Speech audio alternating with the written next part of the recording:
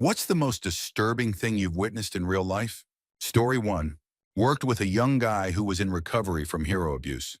One day he relapsed and still came to work. He was in no shape to work, but I did not want to send him out on his own for the day. I also did not want to report it because it could have sent him back to jail or led to his removal from the halfway house where he was staying. I told him to lie down on a couch in the office until he came down. I gave him some bottles of water and left food on the table. I checked on him about 30 minutes later, and he was face down with blood beneath his jaw. He was alive but had severely bitten his tongue and lip. I called an ambulance. They said he was lucky he had fallen off the couch, or he would probably have choked on his own blood. He recovered after a few weeks but lost a portion of his tongue in the process. He improved over the next year and remained sober. He started dating a girl, and they married after a few months. About a year later, I got a phone call informing me that he had relapsed again and died of an overdose. He had found out his wife was pregnant and could not cope with it. He was a good kid, but if he was not constantly monitored, he would make some very poor decisions. Story 2. Part of my job as a neonatal intensive care unit nurse is caring for babies who are withdrawing from opioids. The level of suffering they go through is utterly gut-wrenching. They have this constant, high-pitched cry that is honestly more of a shriek. Their little bodies overheat because they cannot sleep or lie still and are so tense that you can barely bend their arms.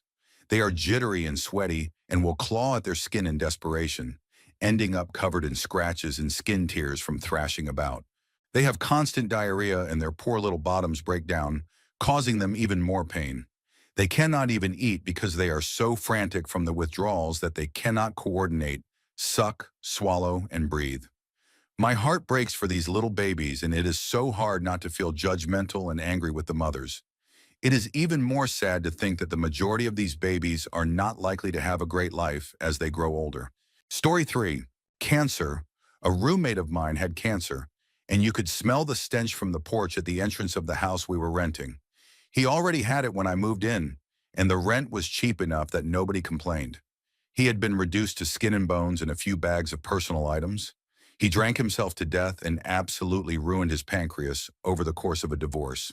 One of the things that stood out to me was that on Fridays he liked to get all dressed up and put on these red croc-textured boots, yet he did not have the strength to get up from bed. He would just lie there with his boots on, a cowboy to the end. If not for that man, I would not be where I am today. Literally. He loaned me some cash so I could drive to Portland from my hometown across the country. That was the last time I saw him. I hugged him because I knew it would be the last time. Story 4. When I was really young, we were crossing a massive bridge. I remember the sudden traffic and my family talking about what it could be. We finally reached the point on the bridge where we saw what was happening. I will never forget the way the sunbeams came through the clouds, just like in a movie. A woman in big black sunglasses with blonde hair was smiling on the other side of the bridge.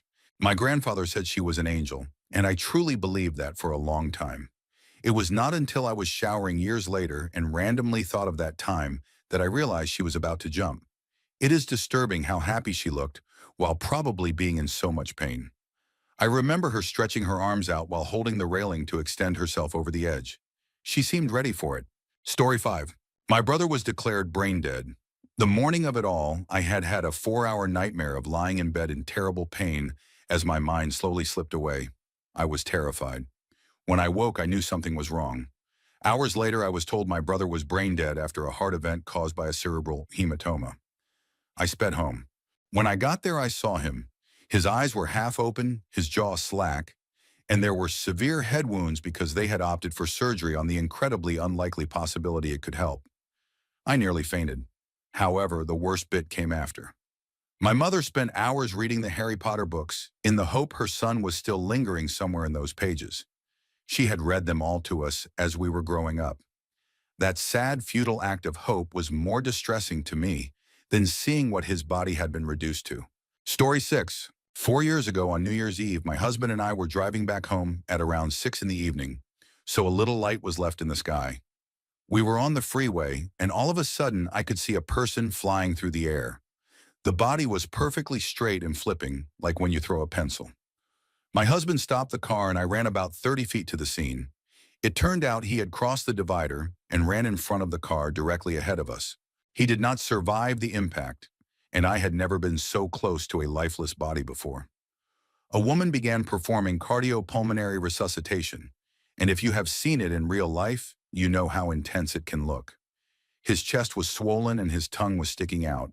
It felt like something out of a horror movie. Apparently, the man was intoxicated and running from a police officer, too disoriented to know what he was doing. I can still see the silhouette flying through the air every time I get in the car. It was horrible. Story 7. I work at a hotel, so I have seen plenty of troubling things. Older men checking in with much younger girls, people mistreating animals since it is a pet-friendly hotel, very young girls in minimal clothing trying to get men to take them to rooms, and even a woman who checked in saying she was hiding from a dangerous partner who later showed up and threatened us. But the incident that stayed with me most was a mother who very clearly neglected her children. She checked in with her 4 kids and stayed for a long while due to a house flood, but I rarely saw them leave the room. When they arrived, they looked unkempt, frightened, and sad, while the mother was angry, on edge, and very rude. Their clothes had holes and stains, and they seemed as if they had not been washed in days, all very thin. She never brought them out for the free breakfast, though I saw her there alone. I asked my manager to intervene, but she never did, saying she had tried in similar situations and nothing had been done. It left me feeling so helpless and sad. Story 8. We were on vacation and had rented a house at the beach. One afternoon, we saw a lifeguard arrive and swim out quickly. We had not noticed at first, but a woman and a child had been caught in a rip current. They had a flotation device, so they were not in immediate danger, but it was still tense watching the rescue. It took a while for the lifeguard to bring them back, but then we saw him heading out again. Where was he going? Apparently, the father had tried to swim out to rescue them and had quickly become overwhelmed. In all the excitement, nobody had noticed him at first, but he was in serious trouble. By the time the lifeguard, already exhausted, reached him and started pulling him in, it was clear he was not responsive. The emergency crews arrived and worked on him for about 20 minutes, but they could not revive him. The moral of the story is this: if someone is caught in a rip current, do not go after them without a flotation device unless you are a trained, experienced swimmer. And even then, it is dangerous because panic can pull you both down. Someone lost a father that day, and it should not have happened. Story 9. I was in a bank robbery. The guy wore a mask that looked like skin. He was a professional, and we were the second bank he robbed that day. Watching him threaten people and point his weapon while wearing that mask felt like a movie. I had the best description and later had to go into the police station and do the whole lineup process to try to recognize him. I have seen some terrible injuries and people passing away, but the cold attitude of this bank robber was different. He was not some amateur or someone desperate, but an actual professional who had spent decades doing this. He hit the same branch multiple times and we all knew it was likely coming. It was being on the edge of, but will it actually happen? When? Will he hurt anyone? How will our customers react? Most people do not know how to react, and those who try to play hero always get hurt and make things worse. Storytime. Disturbing as in inexplicable. In probably 2010, during early high school in rural eastern Minnesota, I was at a friend's house with around 6 other buddies. We were having a bonfire after a party, just relaxing and drinking a little, but nothing wild. Maybe it was 2 in the morning at this point. We decided to go stroll through the harvested farm fields in late September, and as we were out there being silly, we saw a sport utility vehicle followed by a semi-truck slowly drive down the adjacent county road. It was a 55-mile-per-hour speed limit road, and they were going about 20 miles per hour. The semi's trailer had a side-sliding door similar to a train car, with a mounted spotlight slowly sweeping the rolling fields. We all ducked to the ground out of sight and the vehicles moved on. We nervously laughed, saying, "What was that?" No more than 10 minutes later, we saw a helicopter in the distance with a mounted spotlight sweeping distant fields. We joked, "It's coming right for us." And then it did a 90-degree bank and flew straight at us. It took a second to register until the spotlight started cresting the hills directly toward us, likely with thermal optics, and we all ran. Being old farmland, the property had an old house foundation and basement that was partially collapsed but still accessible. So about half of us hid in there, while the others ran back to the house. The helicopter followed them. After maybe 5 minutes, we peeked out of the collapsed basement, and the helicopter was hovering about 150 feet above my friend's house, and it did not move for about 15 minutes. Eventually, it flew off slowly, and we did not see anything else. We called around 20 to 30 people from the party and asked them to check the news for any prison breaks or incidents, since there was a supermax prison not far away, but nothing came up. I have spoken to police officers, special forces, and career people in three-letter agencies, and nobody has any clue what it could have been. I still wonder over a decade later. Story 11. Second to a single car accident. A drunk driver with 3 friends in the car lost control, slid sideways and hit a tree. The impact snapped the tree. I supported the driver's head while he was badly injured and later learned he had internal bleeding. The front passenger lost his left leg from the knee down. One rear passenger was thrown out and broke both his collarbones. The other rear passenger did not have a scratch. The driver's brother turned up just after his sibling passed and became frantic, thinking he could get his brother out of the car and revive him. A 48-year-old woman was walking with her family on a Sunday afternoon, with 3 children and her husband with her, when a car crossed 3 lanes of traffic and struck her at 70 to 80 kilometers per hour. I was the first car there. Everything below her torso was severely injured. Her husband was screaming, and the kids were in shock. We got her on a spinal board and into the ambulance, but she passed away 10 minutes later on the way to the hospital. I looked her in the eyes, and that image stayed with me for years. A 36-year-old woman ended her life by running her car into a tree at 90 kilometers per hour. The impact destroyed the car and ended instantly. Going from 90 to 0 kilometers per hour and about 1.2 meters left, nothing to be done. I am still uneasy about that one. Yes, I am a former police officer, and yes, I have post-traumatic stress disorder. There are about 7 or 8 other similar ones, but that will do me for today. Story 12. Like many kids, I got pulled into using Kik when I was about 12. I saw a lot of strange and creepy things on there, but the worst was the reason I deleted the app. I opened a group chat I had joined and scrolled back to see what I missed, noticing that someone I did not recognize had been banned, which I thought was odd. I kept scrolling and saw they had only sent a few things after joining. The first thing I saw was a random video of a waterfall, so I was even more confused. But then I realized they had sent something else before, supposedly by accident. In hindsight, that should have set off alarms, but I was young and still optimistic. I tapped the video he first sent, which showed a man using a plank to strike a dog on a table. The animal had a visible injury, and the man targeted it, which made it unbearable to watch. The worst part was that I was wearing headphones and could clearly hear the painful sounds. I remember throwing my phone and headphones aside and just sitting there crying. When I calmed down, I immediately deleted the app and spent the rest of the day in my room. That video and those sounds still haunt me to this day. Story 13. I was on a Houston Metro bus when a woman on an electric scooter wanted to get on, but there was not enough room at that stop because of a deep ditch on the side of the road. The bus driver told the woman to wait while she maneuvered the bus to make space and lower the ramp. Instead, the woman rode down the road to the next bus stop where there was room. As the ramp was coming down, she suddenly reversed her scooter, went into the ditch, flipped over, and hit her head on a concrete culvert. She lost consciousness immediately. The driver called emergency services and we waited. I was at the window and saw everything clearly, and the image stayed with me for a long time. I later filled out an incident report for the driver, confirming she was not at fault in any way. Story 14. I was outside playing with some friends near my house when we saw sparks fly from a street away near his home. It turned out my friend's father was trimming tree limbs with a pole saw and accidentally hit a power line of about 50 kilovolts.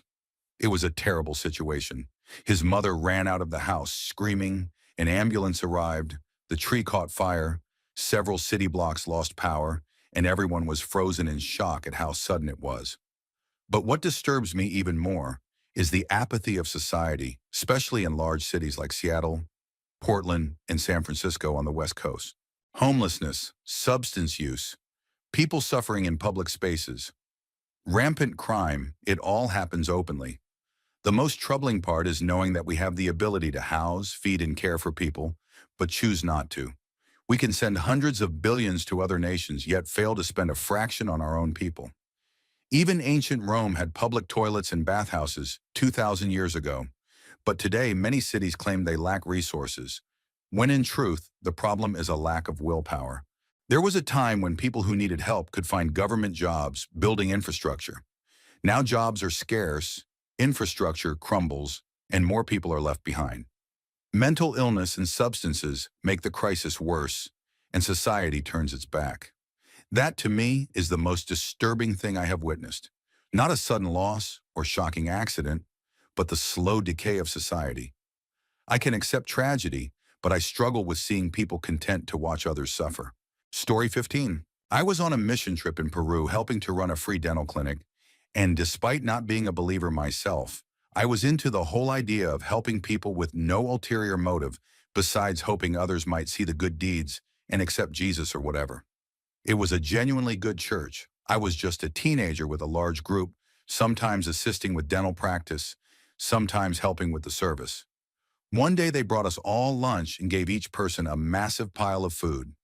Nobody could finish even a quarter of the meal.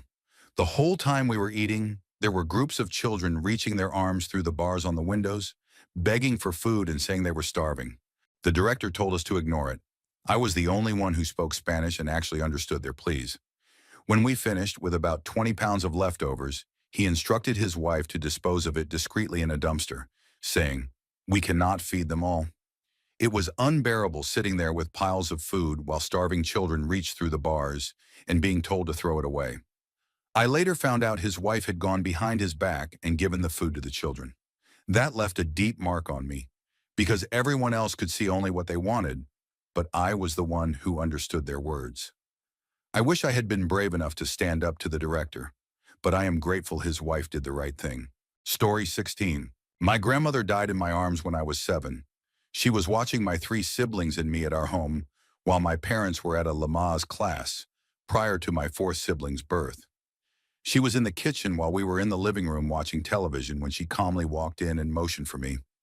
I followed her back into the kitchen and asked what she needed, but she could not speak, so she motioned for me to put my arms around her stomach.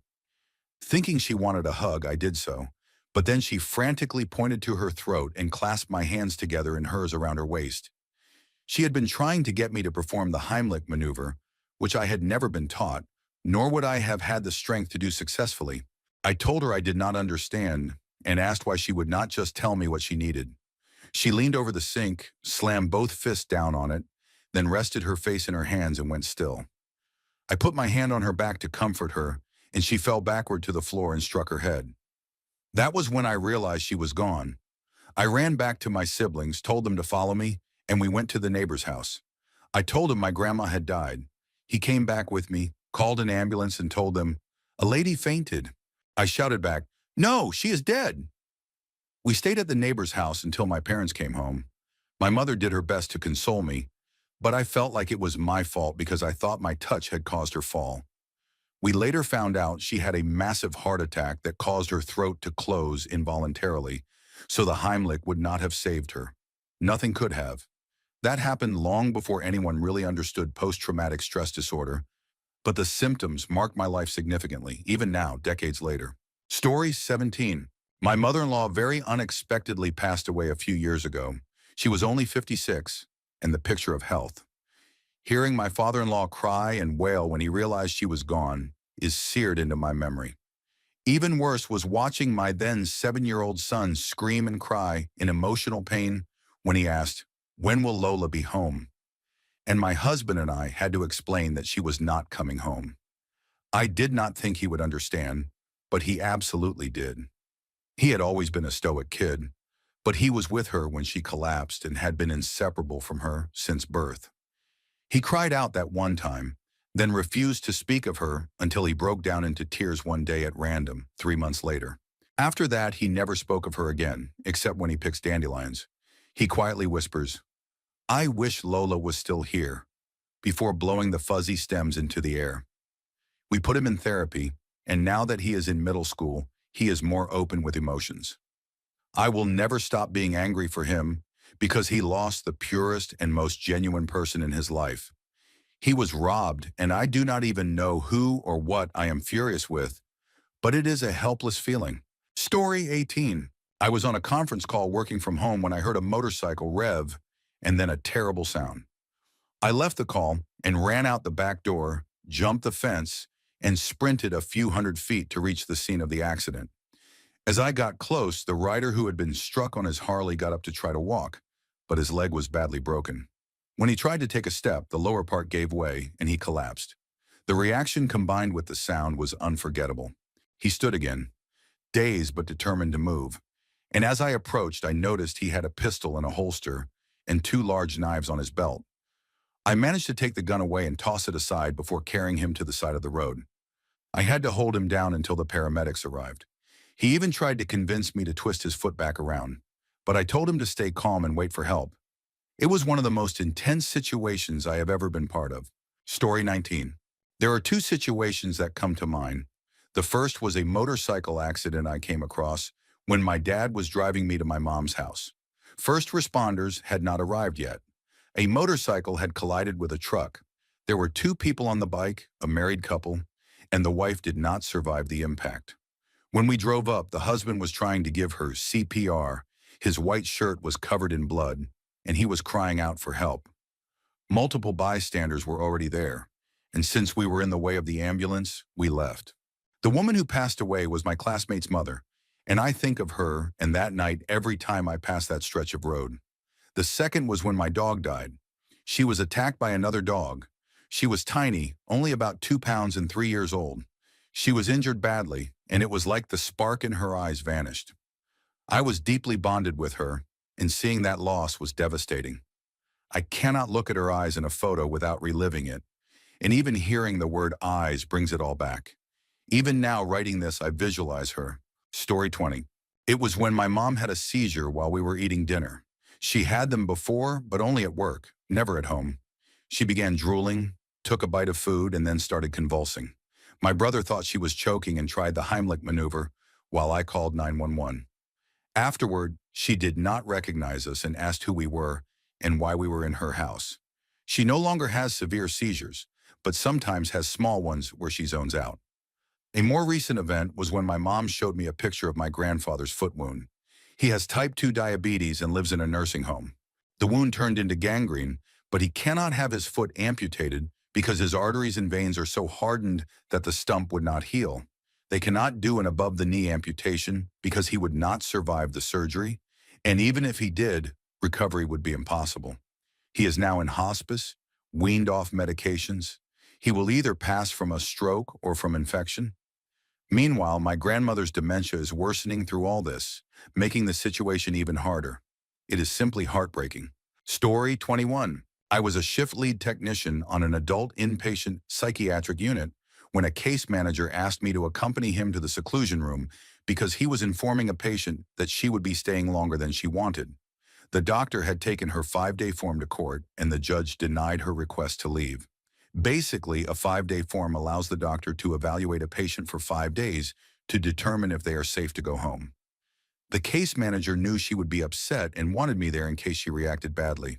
She was told, started cursing, and went to her room and slammed the door. I informed the rest of the team to stay alert, as she was now high risk. We had a sensory room that had been designed for autistic children, but was later repurposed for adults as a kind of incentive for safe behavior.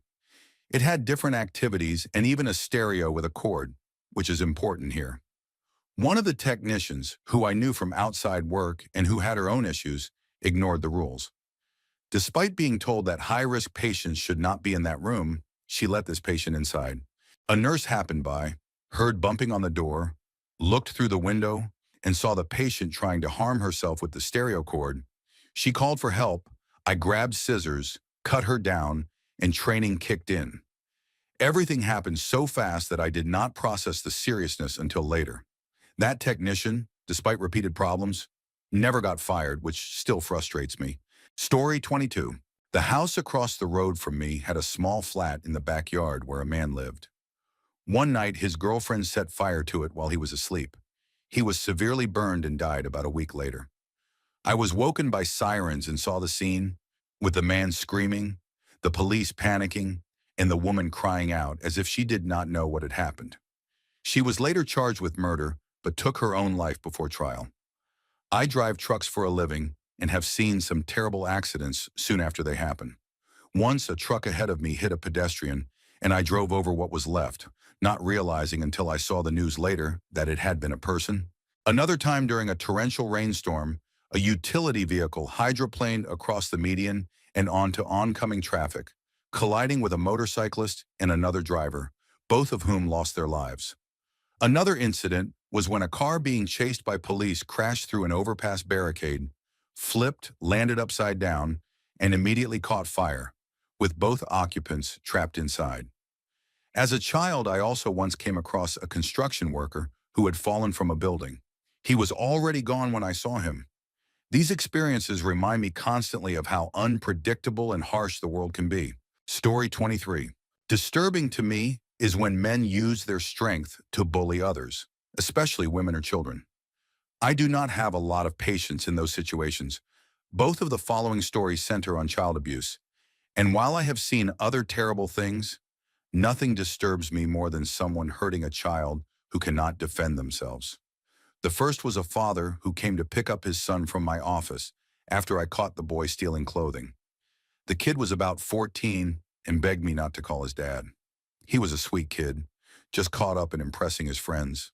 Unfortunately, he never told me why he did not want his dad called, and since he was underage, I had to notify someone. The dad arrived, polite at first, took custody of the boy, and walked him to the car.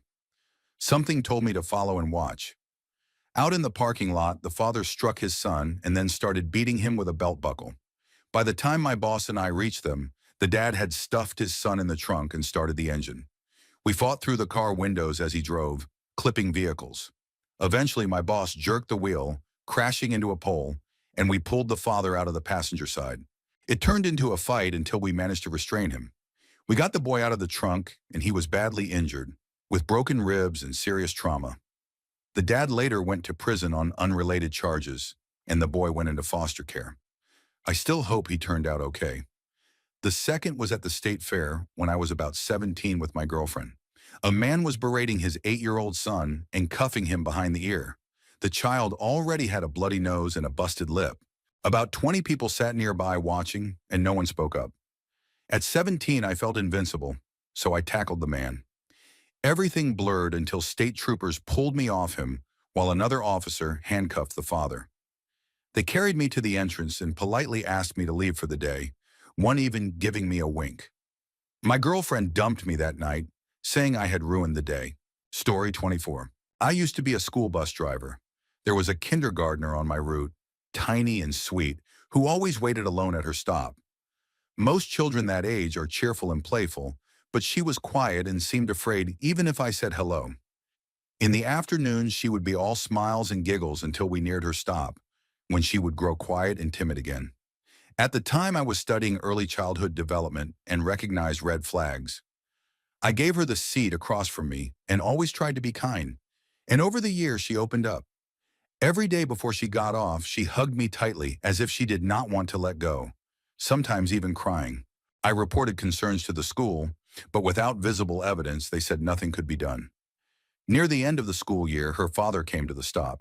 He looked rough, covered in tattoos, jewelry, and with a menacing presence. The girl saw him and burst into tears, ran to me, and clung to my leg, crying hysterically. When the bus stopped, he stormed aboard, yanked her away so roughly she fell down the steps, then grabbed her by the wrists, screaming inches from her face. I radioed the emergency code for child in danger, and some parents tried to intervene. But he carried her like a rag doll, threw her into the backseat of his car, and sped away without even a seatbelt. Before leaving, he gave me a look of pure rage, as if furious that she had sought comfort from me. Authorities later received the bus camera footage, but only a few days afterward, the family suddenly moved with no trace. She never returned the next year, and they could not be located. 16 years have passed since then, and that little girl would be 21 now. I often think of her and hope she found safety and peace. Story 25. Once when I was young and reckless, a friend and I were planning on painting a mural in a less than city-approved way. We were going through our paint stash in an alley in broad daylight on a day when there was a citywide festival happening with people everywhere. As we were standing there, A police officer walked past on the sidewalk and glanced into the alley. My buddy saw this and, for no real reason, took off running. The officer, of course, gave chase, and my friend thought he could go through the parking deck to lose him. In the heat of the moment, he did not realize he had run to the second floor of the garage instead of the ground floor. And still sprinting, he vaulted the wall as if he could just keep running. Essentially, he jumped off the parking garage.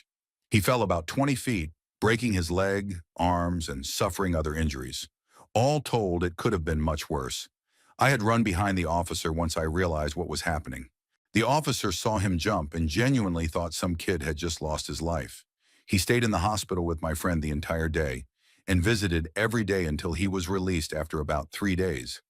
I did not see the jump itself, but I clearly remember the paint handprint on the low wall of the second floor and the splatter on the sidewalk below. Some of it paint, some of it not. That surreal and disturbing image has never left my mind. Story 26. It has been said before, but cancer is one of the most devastating things. My best friend was diagnosed with leukemia at 16 and almost did not make it. 14 years later, he was married with 2 children under 10 when he found out he had a rare type of cancer, one that only about 4 people in Australia had, and it was essentially inoperable. Just 2 months later, his wife left him for another man and no longer wanted to care for the kids. I gave him a place to stay, took him to the hospital, managed ambulance rides, and helped look after his boys. About a month before he passed, he developed ascites, a buildup of fluid in the abdomen, which did not really go away until the final week. I visited him on one of his weekly hospital stays on a Tuesday night, and we talked about how we were going to watch Spider-Man: Far From Home. That night I contacted his brother, who was in Canada, to come home quickly because he did not have long left. On Friday morning, I got a call that he was back in the hospital and had only hours to live. I watched him deteriorate day by day, losing his vision, not eating, unable to move, just fading away. The doctors kept saying he would not last through each day, yet he held on until Sunday night, long enough to see his brother for a few hours. I slept in the corner of his hospital room for 3 days. At all times, there were around 20 people gathered to be with him, and when the end came, more than 1,000 people attended his funeral. Story 27. I was married young at 23 and 8 months pregnant with my youngest son when my husband and I visited friends on an early spring Friday night. It was a lovely day, so he decided to ride his motorcycle while I drove the car. After some socializing and pizza, we headed home, just 10 minutes away. He was in front of me when he either misjudged or slipped on a corner, hit a guardrail, and flew about 80 feet off the bike into a ravine. This was before cell phones. Maybe a few had car phones, but I had none.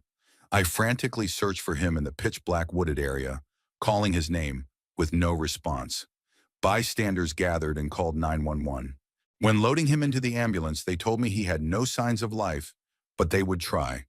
At the hospital, I was placed in a small room and told nothing for what felt like an eternity. Finally, a nurse brought in his keys and asked if they were his, and a doctor appeared behind her, coldly saying, "He did not make it, sorry," before leaving. I collapsed with a scream of pain until I demanded to see him. When I did, he looked alive, with open eyes and barely a scratch. But the cause of death was determined to be choking on his own vomit, either before or after the crash. The following weeks and months were a blur of living hell. You never truly recover. Your world changes in a split second. It was the most defining moment of my life, and even 23 years later, I was a shell of the person I had been. At the time, I was 25 and he was 28. I never remarried and spent my life raising our son, the one he had been so eager to meet. It still breaks my heart, and I do not wish such pain on anyone. The stress nearly caused me to lose my son during birth, which was terrifying on top of everything. Story 28. When I was 10, my father tried to kill my mom. They were no longer together because of his constant abuse. One night, she and my stepdad hosted a house party with at least 20 people. Out of nowhere, my dad kicked in the back door and started shooting. My stepdad grabbed my younger brother and threw him into a bedroom to protect him. My father was raging, aiming at my mom, and chaos erupted as everyone fled. He grabbed her by the hair outside, pulling the trigger near her face, but none of the bullets hit. When the gun emptied, he kept pulling the trigger. My mom broke free, screaming for us. My father then grabbed me and my little brother, shoved us into his car, and told us to be quiet as my brother sobbed uncontrollably. I hugged him, unsure if our father was about to kill us. As he sped off, shots shattered the back window. My stepdad had fired, not knowing we were inside.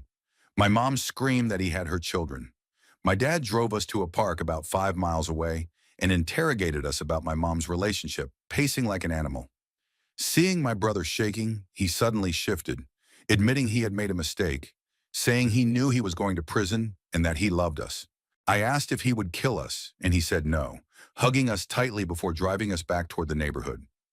Police swarmed the area, so he asked us to walk home while he sped off. A cop spotted us, asked if we were okay, and we said yes, though terrified. The relief of seeing my mom embrace us is unforgettable.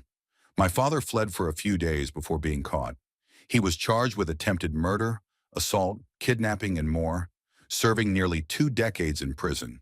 This was in the early 1990s in Texas, and it marked my life forever. Story 29.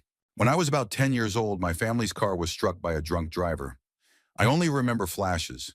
My dad swearing behind the wheel, trying to swerve into a field to avoid the oncoming car in our lane, our SUV spinning afterward, in a pair of arms and flannel sleeves pulling me out. My seatbelt saved me from being thrown forward but nearly fractured my pelvis. I do not remember if I felt pain, but I could not bend at the waist or walk. An off-duty deputy sheriff pulled me, my brother, and my mother out, then went to a nearby farmhouse for help. I am not sure how my dad got out. My brother and mom were moved away, but due to my injuries, I was laid on a blanket by people who were helping, maybe the farmhouse owners or other drivers. They reassured me, but I panicked as flames from our burning vehicle grew larger. Eventually, firefighters stopped spraying water and backed away, leaving me closest to the car as it exploded. I have never been so terrified. I was taken to the hospital for evaluation, and what stuck with me most happened there. I remember being wheeled in a hospital smock next to a bed with a man whose face was covered in blood and bruises. I thought he might be dead until his arm reached out, touched mine, and in my father's voice said it would be okay. I had not recognized him. Once the shock wore off, I felt guilty that I could not tell my own dad was beside me. I still carry some of that guilt to this day. Story 30. About 7 years ago, my parents opened their own Chinese restaurant. Next to it was a pub, and there was a man there who wore a cap and had a beard and mustache with brown hair. I do not know if he worked there or was a local, but he often left his dog tied to a pole with a leash and some water. My sister and I would play with the dog until the man came out, and she once complimented him on his dog. He seemed like a chill guy, and he often let us play with the dog. One night, when it was dark, I went out the back entrance of the restaurant. I saw flashing blue and red lights, which I now know were police lights, though at 7 I did not realize. The man suddenly appeared from the direction of the lights, walking quickly with a silver-colored pistol in his right hand. It was dark, but not too dark to see the weapon. I stood there silently as a child, just watching him walk past. Soon after, my parents called me back inside, worried about why I was outside. Looking back, I am glad I did not say anything or make a noise. Not that I think he would have harmed a kid, but it was still a chilling moment. After that night, both the man and his dog disappeared. I am fairly sure I still have a picture of the dog saved on my old Samsung tablet. Story 31. I was riding a public bus in Nicaragua as it went through the countryside on narrow, curvy roads. Suddenly, the bus stopped because the road was fully blocked by another bus tipped on its side, spanning across a small bridge. There was no way around, so we all got out. From our side, the bus did not look too damaged. We saw groups of kids in school uniforms in the ditch and people coming out of nearby homes. We decided to walk through the ditch to the other side, hoping to catch another ride. Once across, we saw what really happened. The bus had collided with a meat truck. The truck went too fast, hit a bridge pylon, the bus swerved to avoid it, and tipped over right on top of the truck. There were 2 people in the cab who did not survive, and men were trying to lift the bus, but it was clear it was too late. What stuck with me was not just that, but the truck's contents. The top of the box truck had been sheared off, spilling raw meat all over the road. For about 100 feet around, there were piles of meat, and people from nearby homes swarmed to collect it. Some used coolers, others used their shirts, even grabbing pieces covered in tar and gravel. It was chaotic. 2 lives lost, the roads scattered with meat, and crowds frantically scooping it up. Story 32. A week before my 18th birthday, I was hospitalized after attempting to take my own life with pills. While there, a nurse told me they needed my room and moved me into the hallway. Curious, I peeked through the door window and saw a man in the bed I had just been in. His skin and eyes were jaundiced, and his face was expressionless. He noticed me and locked eyes with me. A nurse saw him staring and realized he was looking at me, so she tried to cover the window, but there was still a gap. I peeked again and saw him slowly close his eyes, and then the medical staff stopped rushing around. He had passed away. Afterward, the nurse came to talk to me, telling me to try to see life through and not give up again. I promised her I would not, though at the time it was not true. 2 other moments still haunt me. One was a dog I saw hit by a car. My friends and I stayed with him for 45 minutes until he passed. The other was a puppy I owned that became sick with parvo. I spent 3 days trying to save him, but he eventually died in my arms, and I still remember the sound of it. Story 33. I came across a rollover crash where the vehicle had likely been going over 70 miles per hour. The driver, not wearing a seatbelt, was ejected. I was first on the scene, only seconds behind, having heard it before the dispatch came out. The man was spasming and making agonal breathing sounds. I rolled him to his side, thinking he was aspirating. That is when I saw the severity of his injuries.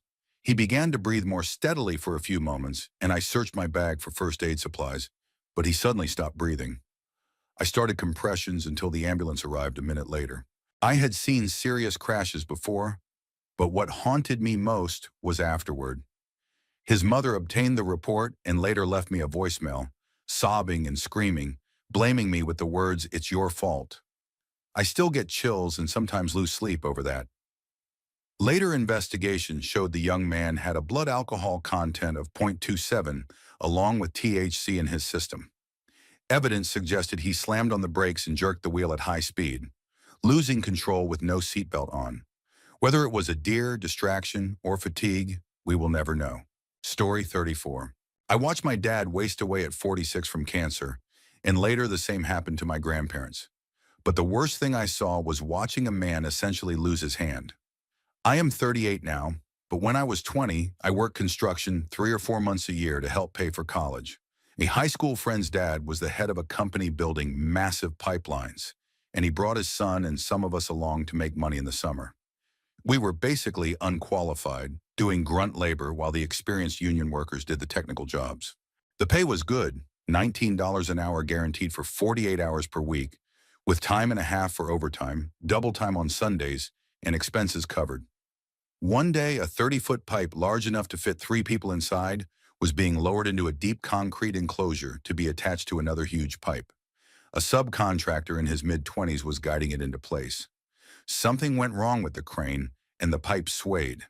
These pipes weighed multiple tons, so heavy that steel toe boots were banned because they would slice your foot off instead of just crushing it. The pipe shifted, and in a split second, the man stuck his hand between the pipes, thinking he could steady it. The pipe barely moved, but it was like a freight train. His gloved hand was instantly flattened, and blood poured out. At first he was in shock, then screamed in agony. Someone tied a tourniquet, threw him in a truck, and drove him to the ER. I left the job at the end of that week and never learned what happened to him, but there was little chance they saved the hand. Every bone from the wrist down had to be destroyed.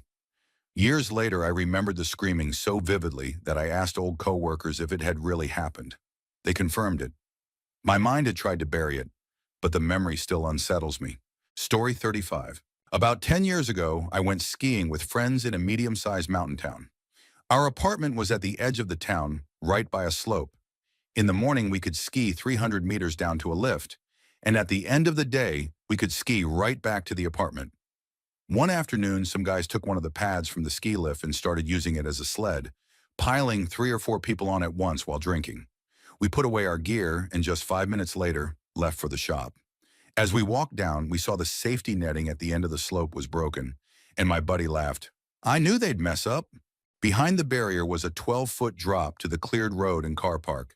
3 of them had gone over. One man was unconscious and bleeding heavily.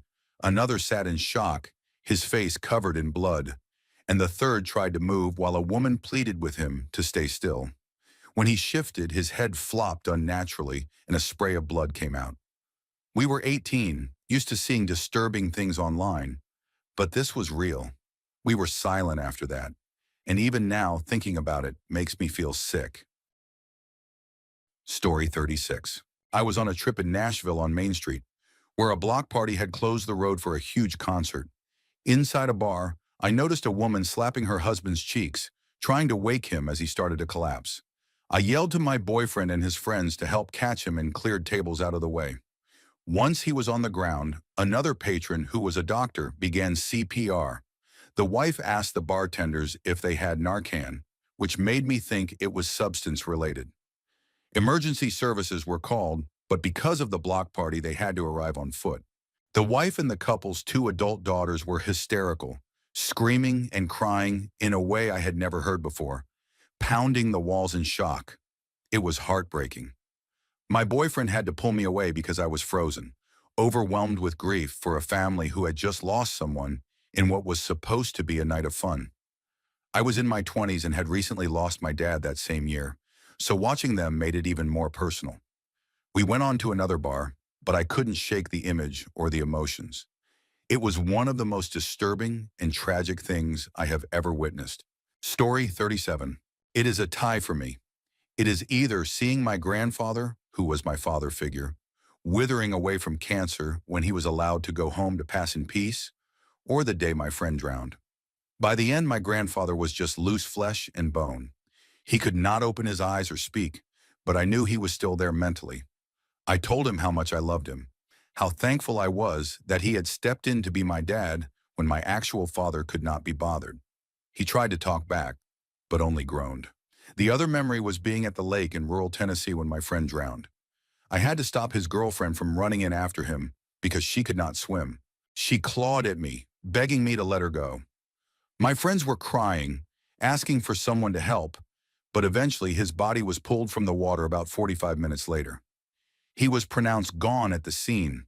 I remember calling my mom to tell her what happened, and because it was her birthday, she thought I was calling to sing to her. When I told her the news, she just started screaming. Later, we went to the hospital to see his body, and his parents got there first. His mother was on her knees on the sidewalk, sobbing and pounding the ground, and his father, one of the toughest men I knew, was a broken mess trying to console her. We were all 18 and had just graduated high school a few months before, just trying to make memories before college pulled us apart. Story 38. My dad always struggled with drinking, and I told him often he needed help, but his response was always, "I am fine. You are just a kid, so lay off." He had a house that I lived in for a year before moving to another state for college, while he rented a place elsewhere for work. A year later, he started sending me strange late-night texts and always sounded drunk on the phone. Eventually, I learned he lost his job for drinking at work and moved back into the house. He was my best friend, the only person who visited me after I moved. We used to talk every day, but suddenly I had not heard from him. I got worried and flew home.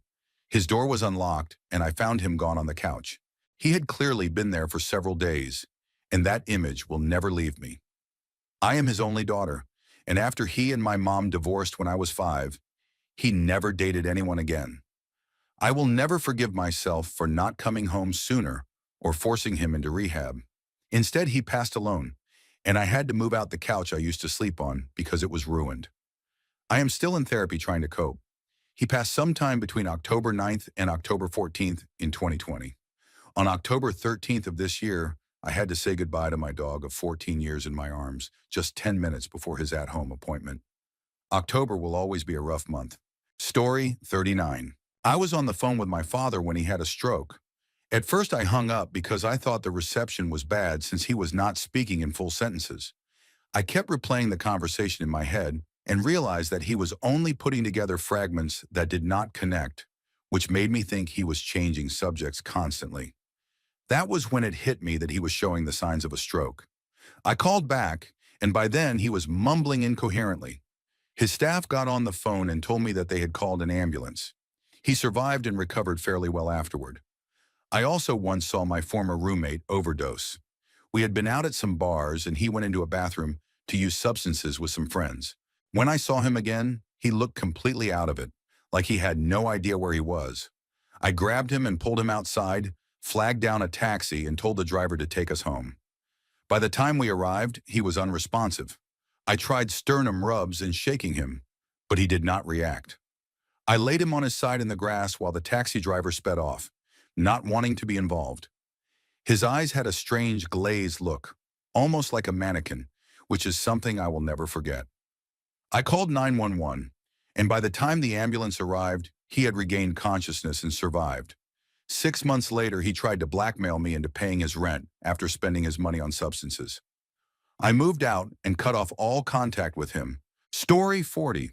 I once walked into a funeral home and saw a shoebox-sized coffin. Inside was a baby dressed in a tiny white suit, only 4 months old. His mother had used substances during pregnancy, and he had suffered serious health problems until his little body could not take it anymore. I was 12 years old at the time, and I could hardly believe what I was seeing. I had not even known coffins could be that small. It broke me to think of how much pain he endured, and I cried silently as I stared at him.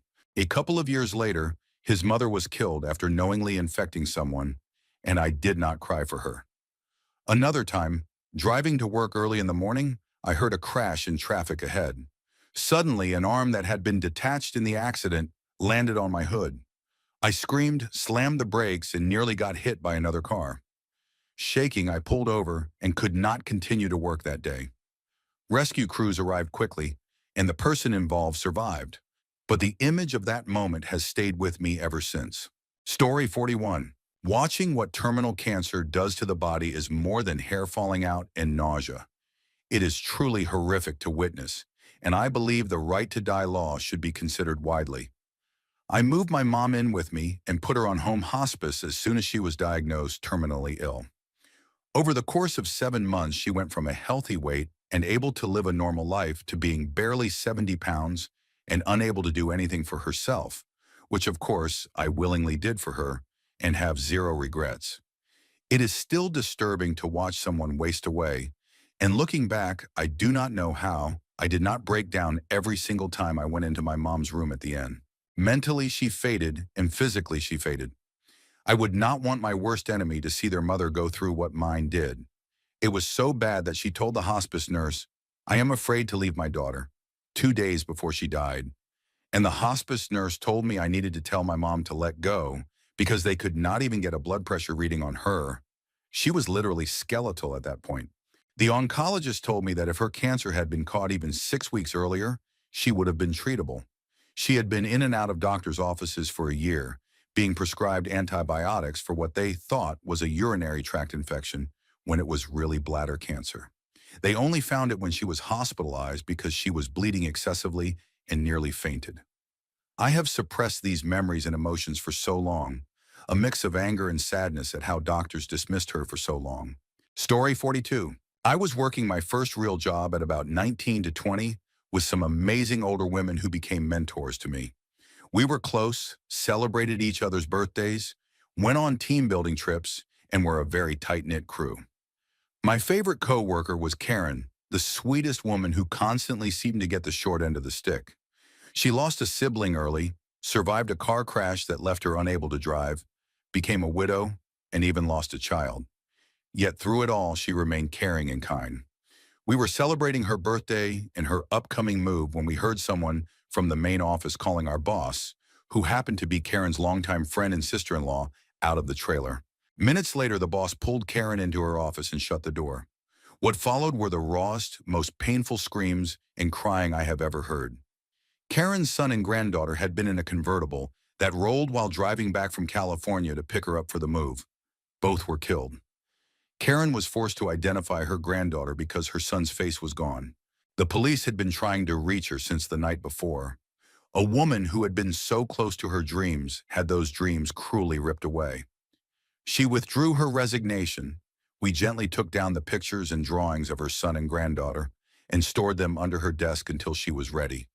She came back to work a few weeks later, but she was never the same. Her reasons for living were gone, And though she remained kind, her joy and spirit were broken.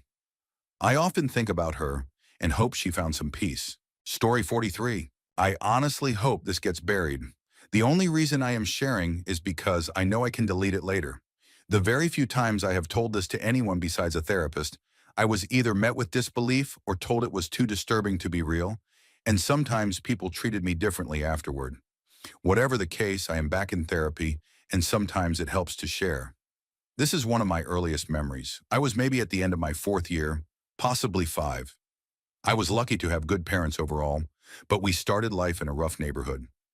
My mom worked a lot and was probably tired after carrying me around all day. The rest is burned into my mind forever. The sights, smells, and feelings. She borrowed the neighbor's large 1980s station wagon to go grocery shopping. I do not remember where my siblings were, but it was just the two of us. She sat me on the stoop of our building next to the neighborhood woman everyone knew as Pearlie. Pearlie was worn down but kind, the type of person who would watch a kid for a few minutes without issue. As I sat there talking to her, a man approached. I now know it was her pimp. Without a word, he pulled a bottle from his jacket and sprayed her, then immediately lit a match and threw it on her. She went up in flames in an instant. My mom, with her medical background, threw her coat on her and pulled her to the ground to smother the fire. The screams still haunt my dreams. I remember the smell, the change in the air, and worst of all, the man pausing to make eye contact with me before calmly walking away. I never asked what happened to Pearlie because I am not ready for that conversation with my mom. I just know it could not have been good. I blocked it out for years, but the scars stayed with me. Pearlie had always been kind to me, and seeing her attacked in such a cruel way as a child left me with lifelong pain. My dad always told me that being tough meant punching up, never down, never targeting kids, the elderly, animals, or people who cannot defend themselves. That moment made me understand how devastating it is when someone ignores that rule. Story 44. During my placement, I saw people bring in neglected animals claiming they had not noticed they were sick. One case was a sweet old dog, painfully thin, half crawling and covered in sores. She had either been unable to move and left lying in waste for days or restrained so she could not get away. Even in that state, she wagged her tail when people came near. Once she was strong enough to stand, she followed us around, always craving closeness and enjoying the high-calorie paste we fed her to help her regain weight. I hated handing her back to the same people who neglected her, but my supervisor argued that if we reported every case, then people would stop bringing in their animals for treatment at all. He was close to retirement, and I do not think he cared anymore. There was also a long-haired cat so matted with waste that we had to shave him down carefully, his skin like fragile paper. We could not use clippers and had to cut piece by piece with scissors, sometimes nicking him because the knots were so tight. That neglect happened because his elderly owner was moved into hospice and the cat was forgotten in the chaos. I never learned what happened afterward, whether he was taken in or put down. I could deal with emergencies, euthanasia when necessary, even births. But I could not deal with returning pets to people who mistreated them or putting down animals simply because they were inconvenient. That job had, and still has, one of the highest rates of burnout, substance abuse, and even SUIC for a reason. Story 45. I was 20 years old in the late 1990s, working a summer job at a pre-stressed concrete company that made panels for buildings. It was my second summer there. Before pouring concrete, we laid long steel cables across large raised beds, sometimes 200 feet long and up to 10 feet wide. Each end of the bed had steel bulkheads with holes where the cables were anchored, then stretched tight by a massive machine to around 30,000 pounds per square inch. During stressing, all workers had to stay clear until the horn signaled it was safe to return. I had heard stories about cables snapping and once saw one break mid-process. One morning after the horn sounded, I was cutting cables on the non-stressed side when I noticed commotion at the other end. A cable had broken loose. Watching it whip forward was terrifying. It arched like a wave crashing toward me, striking the ceiling and shattering concrete before thrashing against the bed. I ducked under the bulkhead until it stopped. Then I heard screaming. Crawling out, I saw the damage. One of my co-workers had been killed instantly. The cable had struck him fatally. Even worse, his brother also worked there, and was called over from another part of the yard. The cries when he realized what happened still haunt me. We were all sent home that day,